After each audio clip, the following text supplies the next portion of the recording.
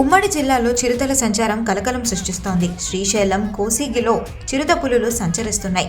శ్రీశైలం పాతాళగంగ మెట్ల మార్గంలో పూజారి సత్యనారాయణ ఇంటి ఆవరణలో అర్ధరాత్రి పులులు తిరుగుతున్న దృశ్యాలు సీసీటీవీలో రికార్డయ్యాయి. జలుబు, తలనొప్పి, మోకాళ్ల నొప్పులు మరియు నడుము నొప్పి వీటన్నిటికీ ఒక ఆయుర్వేద ఉపశమనం శాస్త్రీబామ్. అలాగే కోసిగిలో గొర్రెల కాపరులు వెళ్తుండగా వారికి ఒకే చోట 2 పులులు కనిపించాయి. రాత్రి సమయం కావడంతో రైతులు టార్చ్ లైట్లతో చిరుతను తరిమేందుకు ప్రయత్నించారు.